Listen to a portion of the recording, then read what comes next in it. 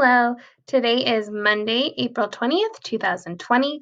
This is your literacy work for today. So this is a little bit different. If you've watched the homeroom stuff for today, I'm doing the exact same thing in literacy. So I've created one page that has all of your to-do list and your work for the day, okay? So if you click on classwork, you'll see assignments for Monday, 4/20/2020, okay? You click on it, and this guy pulls up. So this is your, I said that kind of weird. This is your to-do list up here for you. So we have read on Epic for 20 minutes. I have the link right here for you. Work on Amplify for 30 minutes. Click that link right there. I have a cool timer for you today. It looks like this, if it'll load.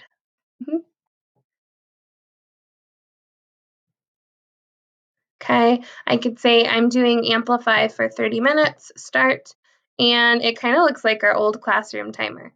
And this is it, and then it makes a really nice noise when you're done, okay? Then I also have a calming music video if you need some music to help calm and relax you and keep you focused while you're working. You can click on that one.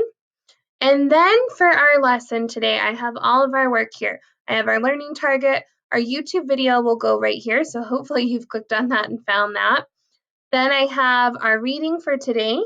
I did a second reading, so when you need to go back and reread, this is just me reading the one page. So if you need to hear that, you can. And then I have some questions for us about main idea. We're looking up the meaning of some new words today, and we'll go through the rest of that in just a bit, okay? Our lesson today is pretty small because we've been doing a lot of work with main idea, and what I'm noticing is that we're needing a little bit more time with the reading and understanding it before we move into supporting details. So on Wednesday, we'll do some work with supporting details for this. Okay, so our learning targets for today are I can determine the main ideas of pages 20 and 21 of OneWell, and I can identify the meaning of new words. Okay, so reminding us main idea is what the story is mostly about. What is it telling us? Be specific. Okay, ask yourself, what did I just read? Look at the title, look at the pictures, look for clues that are clue words that are used repeatedly, so words that are used more than once, and then reread the first and last sentences in the paragraphs. Okay, so today we are reading Access to the Well. So I'm going to go through and read this to you now. And then, like I showed you on our Google Classroom page for today, I do go through and read it a second time, and you don't have to listen to this whole video again. I did a separate one just where I'm reading this a second time. So if instead of reading it a second time, you need my help, I can go through and reread it a second time for you. You don't have to use it. It's an option if you feel like you need it, okay? It says, some families are lucky. They can turn on the tap for drinking water. So tap is like your faucet. To fill a bathtub, wash their car, or water the garden. But other families around the world are less fortunate. 1 billion people, almost 16% of the Earth's population, have to walk more than 15 minutes to get to the nearest water supply. There, they gather water for the day, just a few jugs, barely enough for drinking, cooking, and cleaning. Other families don't have access to enough water to meet even these most basic needs. While the amount of water on Earth is always the same, the distribution of water across the world isn't. Huge differences in rainfall can happen from country to country, and even within the same country. Less rainfall means less water available in lakes, rivers, and aquifers. Sometimes there just isn't enough water where it's needed most. Because water is not evenly distributed across the globe, nearly 1/5 of the world's population does not have access to enough water. Most of these people live in Africa and Asia.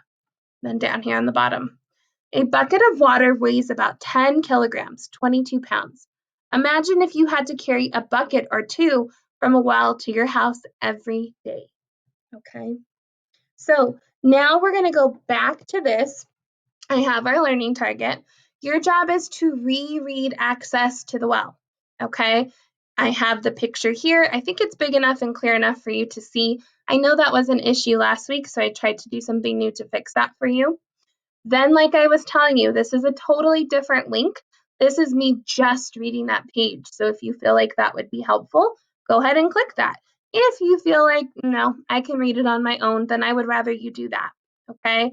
So I ask you, what is the main idea of page 20? What is this all about? Water comes from a well. Not everyone has access to water or a bucket of water. And you'll notice this one is worth 1 point. So then we have a piece here. While the amount of water on Earth is always the same, the distribution of water across the world isn't. So it says use the online dictionary to look up the word distribution. So you click on this link and the dictionary should pop up very slowly but surely. And we would type in distribution. Okay, and then you would click this and it would give you some definitions. Okay, so then you're going to write down what does the dictionary say distribution means. You'll type that here. The dictionary says distribution means blank. And you keep going, okay? Obviously, that's not what it means. And then which definition for distribution makes the most sense in the sentence above? So you'll go back through and read the sentence and pick the one that makes the most sense. And then I have a little piece here for you.